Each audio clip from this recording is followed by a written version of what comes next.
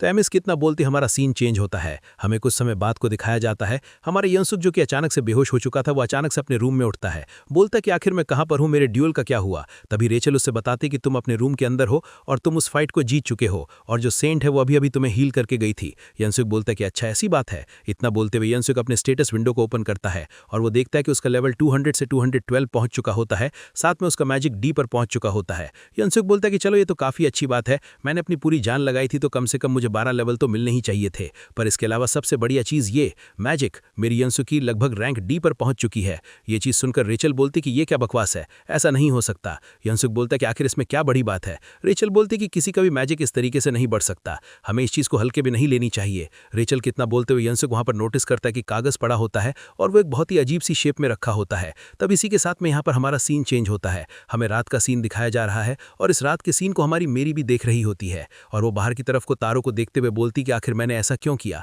आखिर मैं उस बंदे की मदद क्यों कर रही हूँ। इतना बोलते हुए मेरी हमारी यंसुक को याद कर रही होती है। बोलती कि वो बंदा सच में बहुत ही अजीब है, उस बंदे का मैजिक अचानक से अवेकन हो गया। इसके अलावा उसने इंस्टेंट कॉम्बैट को भी सीख लिया है। वो जिस लेवल पर पहुंच गया उस लेवल पर पहुंचने के लिए एक एक्सपर्ट को भी लगभग कई महीनों का समय लगता है। कोई भी इंसान इस तरीके की चीज़ें नहीं कर सकता है। तो ये अच्छी अच्छी बातें बोलते मेरी बोलती कि पर पता नहीं ये इंसान मुझे थोड़ा सा लुच्चा लगता है, इसकी हरकतें बहुत ही ज़्यादा अजीब है। पर फिर भी इस इंसान को देखकर मुझे ऐसा लगता है कि गॉड मेरी प्रेयर्स को सुन रहा है।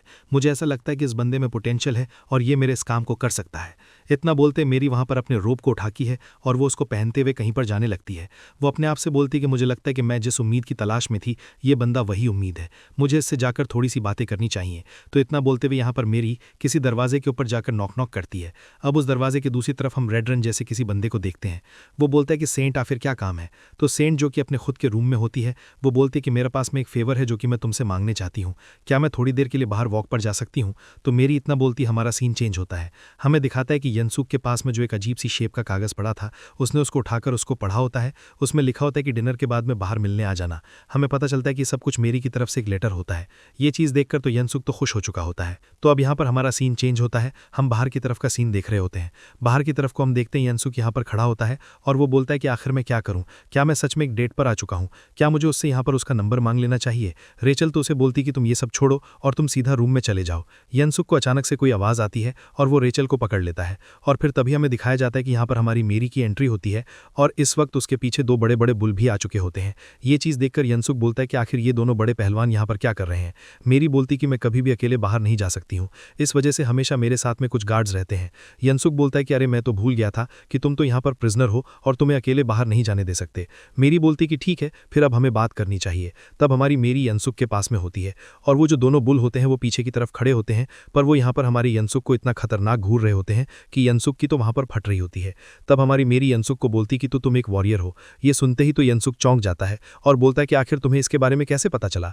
मेरी बोलती कि हमारे वर्ल्ड के अंदर वो सभी लोग जिनके बाल काले होते हैं वो या तो कोई डीमन होता है या फिर वो एक वॉरियर होता है। मेरी इतना बोल के यंसुक को बोलती कि ठीक है फिर अगर अब तुम मुझसे कुछ सवाल पूछना चाहो तो तुम पूछ सकते हो। ये सुनकर हमारे यंसुक बोलते हैं कि ठीक है फिर मैं तुमसे पूछता हूँ, क्या मेरे जैसे किसी आदमी का तुम्हारे सामने कोई चांस भी है। वैसे यहाँ पर इस वक्त हमारा यंसुक उससे पूछना चाहता है कि क्या तुम मेरी लवर बन सकती हो, पर हम देखते हैं कि मेरी उसको काफ़ी अजीब तरीके से देखती है और वो यहाँ पर हमारे यंसुक को कुछ न कुछ तो बहुत बुरा बोलने वाली होती है।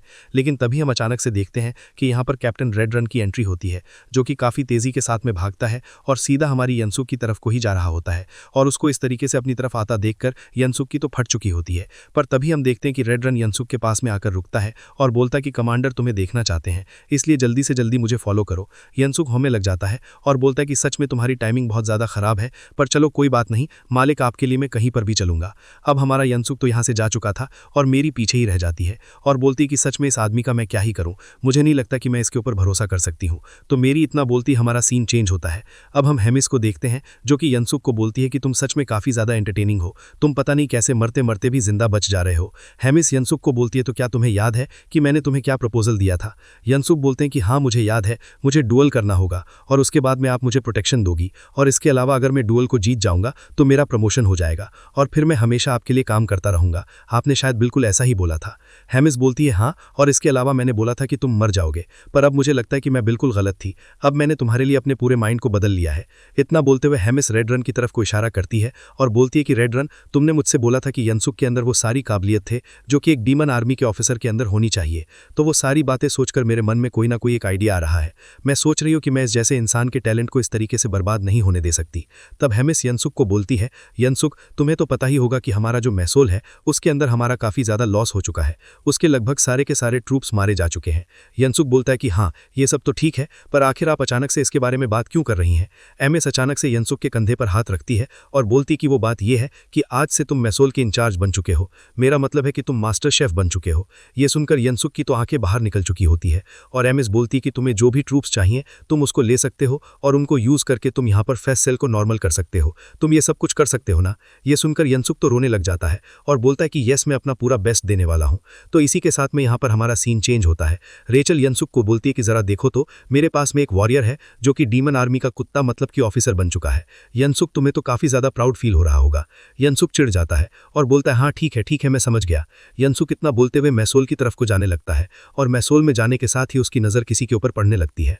हमें दिखाया जाता है कि यनसुक के सामने शायद कोई बहुत ही खतरनाक सा क्रिएचर बैठा होता है, जिसको देखकर यनसुक बोलता है कि गंदे कीड़े आखिर तू यहाँ पर क्या कर रहा है। वो मॉन्स्टर पीछे की तरफ को मुड़ता है और बोलता है कि स्लेव आखिर तेरी हिम्मत भी कैसे हुई, तू गंदा कीड़ा किसको बोल रहा है। तो स्लेव वर्ड सुनने के साथ ही यनसुक का तो दिमाग ही खराब हो जाता है और वो उस मॉन्स्टर की तरफ को बढ़ता है और बोलता है कि बेटा तुमने बहुत बड़ी गलती कर दी है। इतना बोलने के साथ ही यनसुक काफी खतरनाक तरीके से उसको एक किक मार देता है और बोलता है कमीने आज से तू मुझे स्लेव नहीं बल्कि तू मुझे मास्टर शेफ बोलेगा। तब उस मॉन्स्टर को मारने के साथ ही यनसुक मैसूल के टेबल के ऊपर बैठ जाता है और वो अपने आसपास के मॉन्स्टर के कॉम्बैट लेवल को देख रहा होता है और बोलता है कि यहाँ पर सभी के सभी बहुत कमजोर हैं। इनमें सबसे ताकतवर कॉम्बैट लेवल 3500 के आसपास है, पर फिर भी ये सब तो कोई भी दिक्कत की बात नहीं है। सबसे बड़ी दिक्कत की बात तो ये है कि यहाँ पर बहुत कम ही लोग बचे हुए हैं। बाहर से तो मजबूत दिखता है पर वो अंदर से रो रहा होता है और बोलता है कि हमारे पास में 300 मॉस्ट थे पर अब हमारे पास में बस 30 ही रह चुके हैं। अब तो वो मन में और भी ज्यादा रोने लग जाता है और बोलता है कि मुझे कुछ ना कुछ करके मैस होल को चलाना होगा, नहीं तो वो कमांडर मुझे मार देगी। तब यनसुक सभी मॉन्स्टर्स को बोलता है कि ठीक है फिर सभी मॉन्स्टर मेरा नाम बताओ कि आखिर मेरा क्या नाम है। तो हमारे यनसुक उम्मीद करता है कि मॉन्स्टर्स बोलेंगे कि आप मास्टर शेफ हैं, पर एक मॉन्स्टर बोलता है कि आप तो एक चलते फिरते मांस के टुकड़े हो। तो ये सुनने के साथ ही यनसुक का दिमाग खराब हो जाता है। वो उड़ता हुआ सीधा उसको किक मार देता है और यनसुक की किक खाने के साथ ही वो गॉब्लिन सीधा दीवार में जाकर घुस जाता है और फिर तभी यनसुक उसे बोलता है कि कमीने आज से तू मुझे मास्टर शेफ बोलेगा। इतना बोलते हुए यनसुक वहां पर एक लेटर को दिखाता है और बोलता है कि कमांडर के ऑर्डर के हिसाब से आज से मैं मास्टर शेफ बन चुका हूं, इसलिए तुम सभी कमीने लोग आज से मेरी इज्जत करोगे।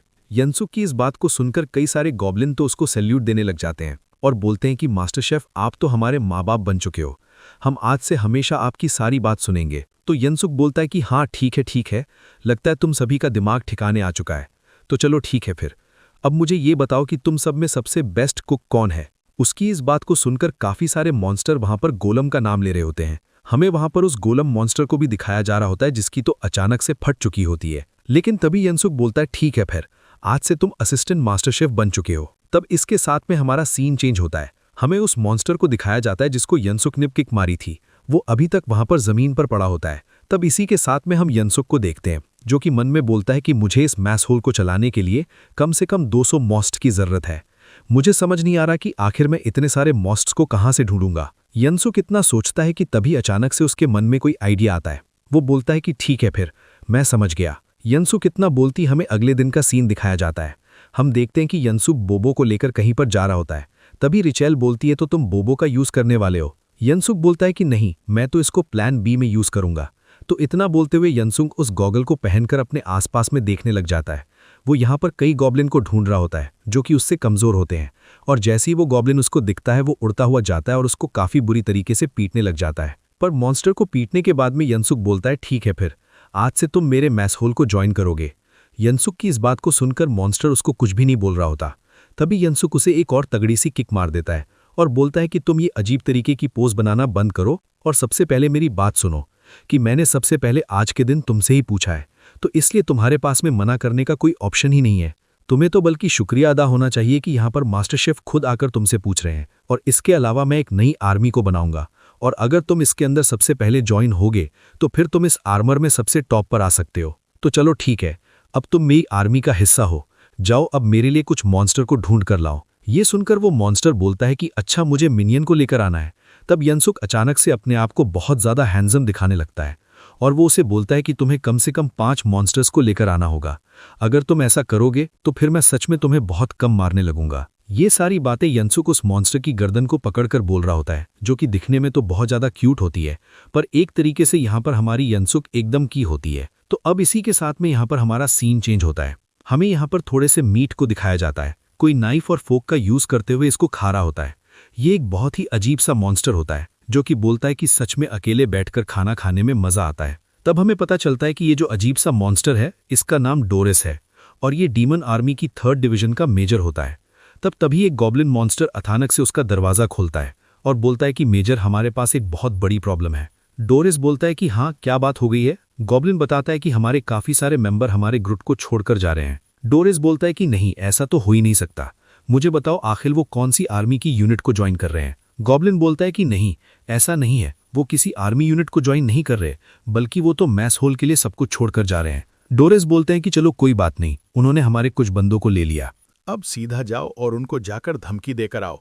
उनको बोल दो कि अब अगर हमारे और भी बंदे गए तो फिर वो हमसे नहीं बचने वाले। वो गॉब्लिन मॉन्स्टर बोलते हैं कि पर मेजर, आप समझ नहीं रहे, ये कोई नॉर्मल सी छोटी बात नहीं। उन्होंने पहले हमारे 200 ट्रूप्स को ले लिया है। तो 200 लोगों की बात सुनने के साथ में तो डॉरस भी पूरी तरीके से कांप चुका होता है। वो भी बोलते हैं कि आखिर ये अचानक से क्या होने लग गया। तो डॉरस की इतना बोलते ही हमारा सीन चेंज होता है। हमें किसी खाली जगह पर कई सारे मॉन्स्टर को दिखाया जाता है और इस जगह पर हमारा यसक भी बैठा होता है और ये चैंग को बोलता है कि देखा ना, मैं कितना ज्यादा स्मार्ट हूं। तो यसक अब यहाँ पर अपनी तारीफ करने लग जाता है, लेकिन तभी अचानक से उसको काफी खतरनाक सी आवाज आने लगती है, जैसे कोई बहुत खतरनाक तरीके से भूकंप आने लग गया। लेकिन तभी हम देखते हैं ये भूकंप नहीं बल्कि डॉरस होता है। डॉरस का साइज इतना ज्यादा बड़ा होता है कि उसके हर एक कदम पर पूरी जमीन हिल रही होती है। ये चीज देखकर यसुक बोलता है कि नहीं, ऐसा नहीं हो सकता। चलो ठीक है, एक बार मुझे इसकी पावर देखने दो। वो इतना बोलता है कि तभी उस गॉगल में से आवाज आती है, ये जो तुम्हारे गॉगल हैं, ये 500 से ऊपर की पावर को नहीं देख सकते। अगर तुमने अभी भी बार बार ये चीज करने की कोशिश करी तो फिर ये गॉगल पूरी तरीके से टूट जाएंगे। ये चीज देखकर यसुक समझ जाता है कि इस डॉरस की पावर सच में काफी ज्यादा खतरनाक है। अब देखते हैं कि डॉरस वहां पर आते ही बोलता है कि आखिर यंसुक कहां पर है, जो कि बोबो को संभालने का इंचार्ज भी है। उसकी इस बात को सुनकर हमारा यंसुक वहां से निकलने लगता है, लेकिन तभी बोबो जोर से चिल्लाते हुए इशारा करता है कि हमारा यंसुक यहां पर है। ये चीज देखने के साथ में यंसुक की फट जाती है। वो डॉरस के सामने जाकर खड़ा हो जाता है और बोलता है कि यस मैम, मुझे बताइए कि मैं आपकी क्या मदद करूं। वैसे मुझे ये चीज़ नहीं पता थी कि ये डॉरस एक लड़की है। तो डॉरस अब यहाँ पर यसु को अपने बारे में बताती है और फिर वो बोलती है कि मुझे नहीं पता कि आखिर तुम्हारे मन में क्या चल रहा है, पर यहाँ पर ये जो इतने सारे लोग तुम्हारे पास में खड़े हुए हैं, ये सभी के सभी मेरे ट्रूप्स के लोग हैं। आखिर तुमने इन सभी को चुराने की कोशिश भी कैसे करी। यसुक बोलता है कि मैंने तो ऐसा कुछ भी नहीं किया। ये सभी कमीने एक दूसरे को इस तरीके से बुलाकर लेकर आ गए। मुझे नहीं पता था कि सभी के सभी एक ही ट्रूप्स के अंदर से आ चुके हैं। यसुक इतना बोलती हमारा सीन चेंज होता है। हम डॉरस के चैम्बर के अंदर हमारे यसुक को देख रहे होते हैं। डॉरस बोलता है कि अच्छा, तो इसमें तुम्हारी कोई गलती नहीं है। युनसुक बोलती है कि हाँ, इसमें मेरी कोई गलती नहीं है, मैंने तो बस कुछ ही लोगों को चूज किया था और वो खुद अपने सभी साथियों को लेकर आ गए। तब डॉरस अपने मन में बोलता है कि इस कमीने को कमांडर की प्रोटेक्शन मिली हुई है, इस वजह से मैं इसके साथ में कुछ भी गलत नहीं कर सकता हूँ, इसलिए मुझे अच्छे से पेश आना होगा। तब डॉरस अचानक से क्यूट हो जाती है और बोलती है कि चलो ठीक है, फिर तुमने बिल्कुल अच्छे से बात करी और इसलिए मुझे लगता है कि इसमें तुम्हारी कोई भी गलती नहीं है। तो चलो ठीक है, फिर तुमने जिन भी ट्रूप्स को सिलेक्ट किया था तुम बस उनको रख सकते हो। ये सुनकर तो यंसुक भी खुश हो जाता है और बोलती है कि क्या सच में मैं ऐसा कर सकता हूँ। यसुक मन में बोलता है कि सच में ये सब तो इतना ज़्यादा आसान था। यसुक इतना बोलता है कि तभी डॉरस बोलती है कि हाँ, यहाँ पर एक कंडीशन है। तो ये सुनकर यंसुक बोलता है कि मुझे पता ही था कि ये कमीने मॉन्स्टर इसी तरीके के होते हैं। तो अब डॉरस बोलती है कि इन सभी ट्रूप्स के साथ में मैं तुम्हारे साथ में एक और सोल्जर को देना चाहती हूँ। ये सुनकर पहले तो यसुक बोलता है कि एक और नया सोल्जर, आखिर ऐसा क्यों करना चाहती है। मुझे लगता है कि यहाँ पर कुछ ना कुछ तो गड़बड़ है। यसुक इस तरीके के रिएक्शन को देखकर डॉरस बोलती है, क्या वाह, क्या कोई दिक्कत है। मेरे इतने सोल्जर को लेने के बाद में भी जब मैं तुम्हें एक और सोल्जर गिफ्ट कर रही हूं तो तुम इसके लिए मना करने वाले हो। तो यसुक बोलता है कि नहीं नहीं मेरे मालिक, मैं आपके सामने मना कैसे कर सकता हूं। आप मुझे अपना जो भी देंगे मैं वो सब कुछ ले लूंगा, मेरा मतलब है कि ट्रूप्स ले लूंगा। डॉरस बोलती है कि ठीक है, फिर मैं उसको अभी बुलाती हूँ। उसकी इतना बोलते ही हमें यहाँ पर काफ़ी बड़े बड़े हाथों को दिखाया जाता है। फिर तभी हम देखते हैं कि वहाँ पर बहुत ही खतरनाक मॉन्स्टर की एंट्री होती है, जिसका साइज तो वहाँ के गेट से भी बड़ा होता है। यसुक उसकी पावर को नापने की कोशिश करता है, पर उसका जो गॉगल्स है वो उसकी पावर को भी नहीं नाप पाते। ये चीज़ देखकर यंसुक बोलता है कि ये बंदा सच में बहुत ही ज़्यादा खतरनाक है। तो अब हमें यहाँ पर इसका नाम भी पता चलता है, इसका नाम उजारू होता है।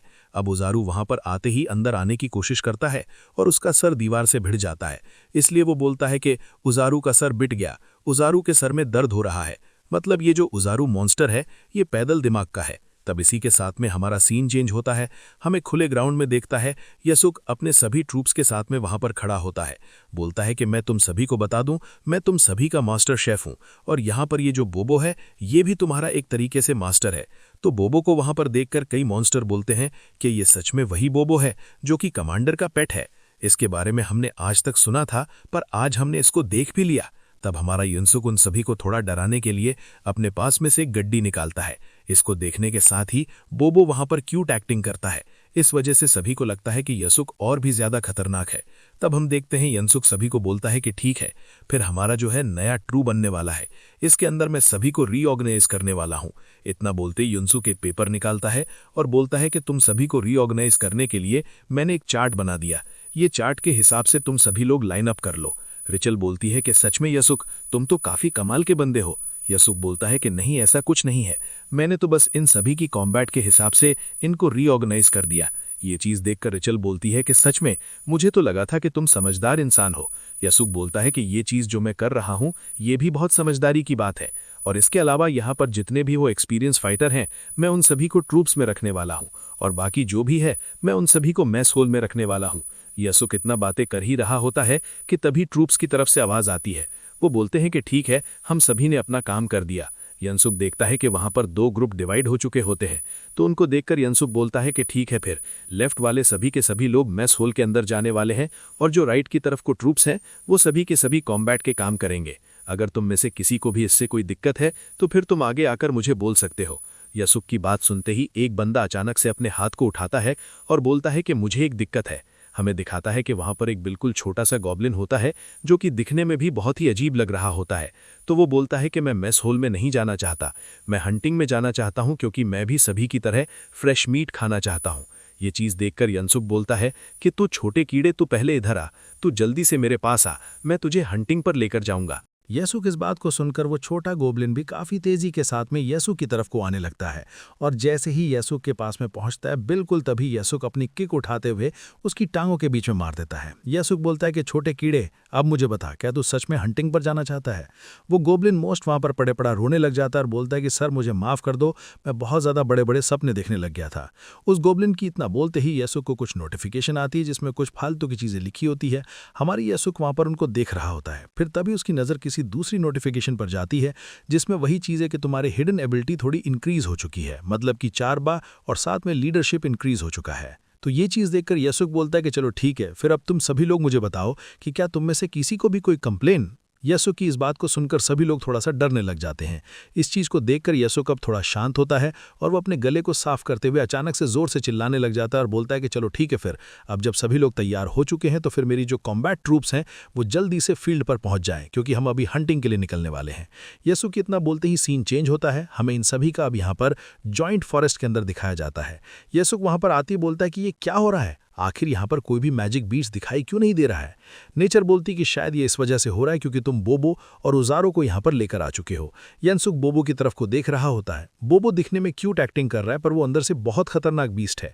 और वहीं दूसरी तरफ को उजारो होता है, वो भी थोड़ा सा क्यूट एक्टिंग करता है, पर वो बंदा भी सच में अंदर से बहुत खतरनाक मॉन्स्टर है। उन दोनों को देखकर यंसुक बोलती कि हाँ, सच में ये दोनों काफी खतरनाक ग्रेट फाइटर है। मुझे लगता है कि मुझे इन दोनों को यहाँ पर लेकर नहीं आना चाहिए था। तब रिचल यंसुक को बोलती है कि यसुक, मुझे लगता है कि तुम्हें यहाँ पर किसी चारे का यूज करना चाहिए। यसुक बोलती कि हमारे पास में तो कोई मीट ही नहीं है, आखिर हम चारे का यूज कैसे करेंगे? रेचल बोलती कह रहे, मैंने कब बोला कि तुम्हें यहाँ पर किसी मीट की जरूरत होगी? तुम्हें तो यहाँ पर किसी भी मीट की जरूरत ही नहीं, क्योंकि जरा देखो तो तुम्हारे पास में कितनी बड़ी आर्मी है, तुम इनमें से किसी को भी एक बलि का बकरा बना सकते हो। रेचल की इन सभी बातों को सुनकर यंसुक मन में बोलता है, मेरे भगवान, आखिर तुम जब रेचल को बना रहे थे तब आखिर तुम्हारे दिमाग में क्या चल रहा था? आपने क्या सोचकर इस जैसी हैवान एंजल को बना दिया है? तब यंसुक कुछ नंबर बोलता है और बोलता बोलता है कि ये जिसके भी नंबर हैं वो सभी लोग आगे आ जाएं। ये नंबर सुनकर रेचल बोलती है, आखिर तुमने इस तरीके के नंबर को क्यों चूज किया? तो यनसुक बताता है कि अर्थ के ऊपर ये नंबर मेरे काफी ज्यादा करीब। तब हम देखते हैं कि यनसुक उसू को इशारा करता है और बोलता है कि जाओ नंबर 14 को पकड़ कर लाओ।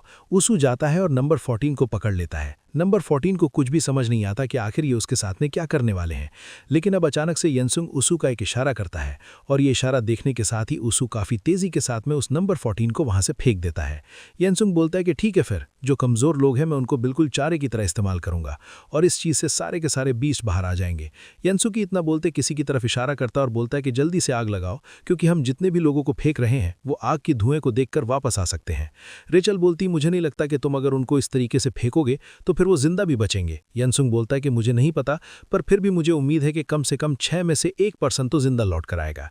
इतना बोलते हुए यनसुक उसू को और भी इशारा करता है, मतलब कि और भी लोगों को यहाँ पर फेंकवाना चाहता है। और हम देखते हैं कि वहां पर कई सारे मॉन्स्टर डरने लग जाते हैं और वो बोलते हैं कि सर प्लीज हमें जिंदा छोड़ दीजिए। कुछ गोब्लिन तो यहाँ पर सोचने लग जाते हैं कि उनको बस इस जगह को छोड़कर जल्दी से भाग जाना चाहिए, लेकिन एक तरफ तो उनके सामने उसू खड़ा होता है और वहीं उनके पास में बोबो भी खड़ा होता है, जो कि कब से इनके भागने का इंतजार कर रहा है, क्योंकि वो तो इनको कब से ही खाना चाहता है। तब यनसुक ने यहाँ पर और भी कई सारे गोब्लिन्स को फेंकवा दिया होता है और उन सबको फेंकवाने के बाद ये बोलता है कि आखिर इन सभी को वापस आने में इतना टाइम क्यों लग रहा है। यनसुक इतना बोलते हमें थोड़ी देर बाद का सीन दिखाया जाता है। हम यहाँ पर एक गोब्लिन को देखते हैं जिसके पीछे काफी अजीब से मॉन्स्टर पड़े होते हैं और उस गोब्लिन की तो इस वक्त फट चुकी होती है, वो तो रोते हुए यहाँ पर भाग रहा होता है। तो उस गोब्लिन को देखकर यनसुक बोलता है कि चलो फाइनली इन सभी में से कोई एक तो लौट कर आया, और चलो ये अच्छी बात है कि यहाँ पर इनके साथ में मॉन्स्टर भी आ रहे हैं, अब हमारे पास में मीट आ जाएगा। इतना बोलते हुए यनसुक उसू की तरफ को देखने लगता है, लेकिन हम देखते हैं कि उसू तो पागलों की तरह वहां से भागना चालू कर देता है। लेकिन उसू इन मॉन्स्टर से डर के नहीं भाग रहा होता, बल्कि वो तो सीधे इन मॉन्स्टरलियों की तरफ को जाता है और जाते हुए सीधे उन मॉन्स्टरलियों के ऊपर अटैक करते हुए बोलता है कि उसू को फाइट करना पसंद है। वैसे मैं बता दूं, हमारा यनसुक इस वक्त उसू को देखकर पूरी तरीके से खामोश रह जाता है, क्योंकि वो यहाँ पर इन सभी बीस्ट के ऊपर फाइनल ब्लो करना चाहता था, पर यहाँ पर उसू और साथ में बोबियो ने मिलकर उन सभी बीस्ट को खत्म कर दिया होता है और उन्होंने उन बीस्ट को इतनी बुरी तरीके से मारा होता है कि उनका मीट भी पूरी तरीके से खराब हो जाता है। तो ये सारी चीजें देखकर यनसुक तो वहां पर कोने में बैठकर रो रहा होता है। वो बोलता है कि मैं फाइनल ब्लो करना चाहता था, पर इन्होंने यहाँ पर कुछ भी नहीं छोड़ा।